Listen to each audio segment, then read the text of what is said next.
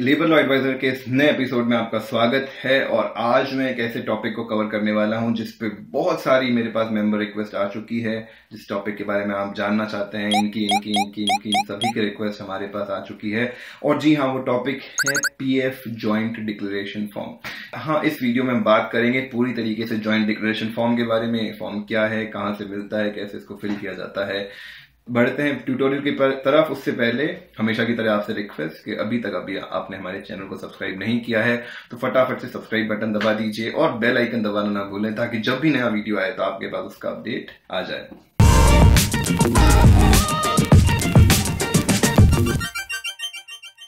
तो दोस्तों, joint declaration form, इसका हिंदी में मतलब होता है संयुक्त घोषणा पत्र, यानी एक ऐसा डिक्लेरेशन जो आप और आपका एम्प्लॉयर दोनों साथ में मिलकर कर रहे हैं, उसे जॉइंट डिक्लेरेशन फॉर्म कहा जाता है।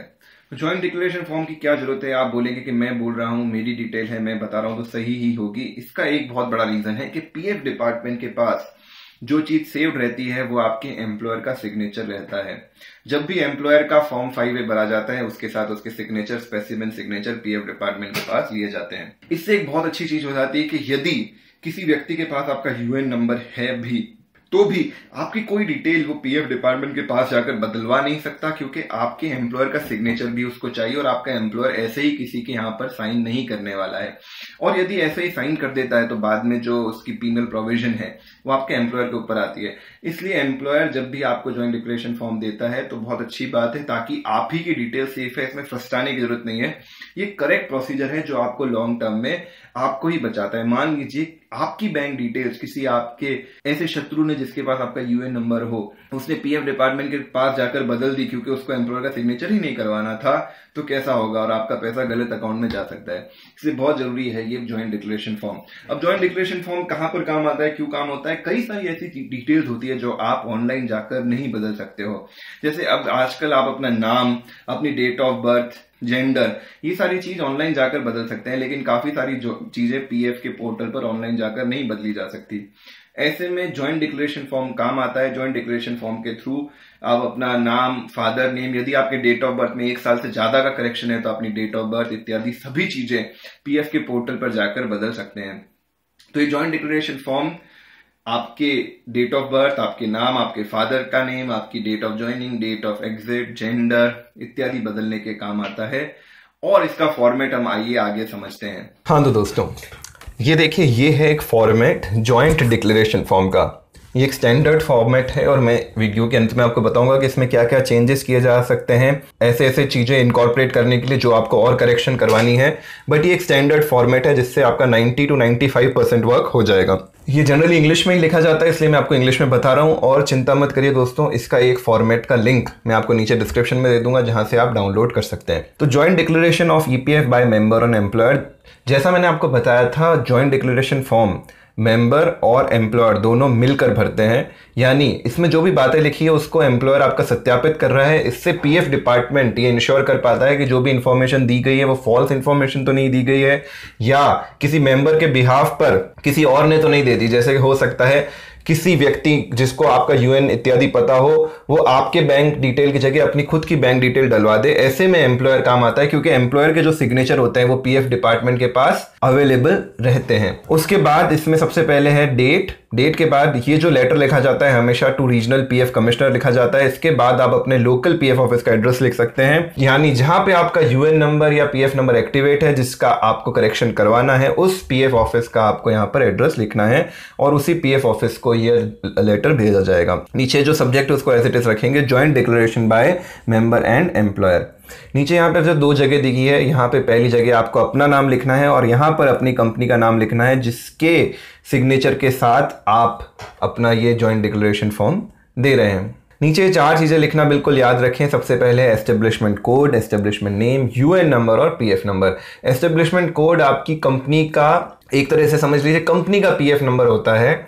और ये जैसे राजस्थान में तो आरजे, आरएजे, मुंबई में है तो एमयूएम, इस तरह से शुरू होता है एक नंबर, वो आपको यहाँ पर लिखना है। उसके अलावा आपको अपनी कंपनी का नाम यहाँ पर लिखना है, अपना यूएन नंबर और अपना पीएफ नंबर यहाँ पर लिख लेना है। यदि इसमें कोई इन्फॉर्मेशन ना हो आपके पास तो उसे ब्लैंक छोड़ सकते हैं, बट कोशिश करेंगे चारों इन्फॉर्मेशन जरूर लिख दें। उसके बाद जो जॉइंट डिक्लेरेशन फॉर्म का सबसे इंपॉर्टेंट काम होता है वो होता है आपके रिकॉर्ड का करेक्शन, जो आप ऑनलाइन या अन्य मीन से नहीं कर पा रहे हैं, आप जॉइंट डिक्लेरेशन फॉर्म के द्वारा कर सकते हैं। जैसे उदाहरण के लिए आपका यदि नाम गलत है, आप ऑनलाइन करेक्ट नहीं कर पा रहे हैं, तो आप जॉइंट डिक्लेरेशन फॉर्म में यहाँ पर अपना जो रॉन्ग नेम है जो अभी ऑलरेडी आपके यूएन अकाउंट में लिंक्ड है वो नाम आप यहाँ लिखें और उसके अलावा अपना करेक्ट नाम यहाँ पर लिख के भेजें। इसी तरीके से father name, date of birth, date of joining, date of exit इत्यादि भी जॉइंट ऑफ डिक्लेरेशन फॉर्म के द्वारा करेक्ट की जा सकती है। इसके बाद आप लिखिए कि इसके साथ जो भी प्रूफ हैं इन बातों को सत्यापित करने के लिए वो भी आपको लगाने पड़ेंगे। जैसे यदि आप अपना नाम ऋषभ जैन करवाना चाहते हैं तो उसके लिए आपको अपना आधार कार्ड साथ में जरूर लिंक करना चाहिए और 10th की मार्कशीट जिसमें सेम नाम हो वो लिंक कर सकते हैं तो और भी बढ़िया है। इसी प्रकार से यदि आपको अपनी डेट ऑफ बर्थ करेक्ट करवानी है जिसमें 1 साल से ज़्यादा का डिफरेंस है, वैसे भी ऑनलाइन नहीं होती यदि 1 साल का ज़्यादा का डिफरेंस है, तो आपको अपनी 10th की मार्कशीट जिसमें करेक्ट आपकी डेट ऑफ बर्थ हो और बर्थ सर्टिफिकेट लगाना चाहिए। इसी तरीके से अलग अलग चीज़ें प्रूव करने के लिए आप अलग अलग चीज़ें लगा सकते हैं।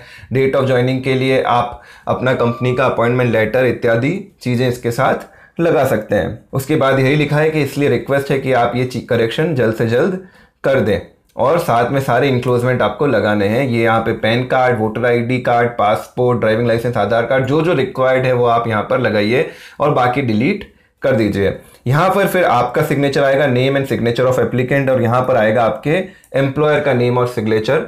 साथ ही साथ बहुत जरूरी है जो सील है एम्प्लॉयर की वो यहाँ पर जरूर लगाई जाए, बिना सील के ये वैलिड नहीं रहेगा।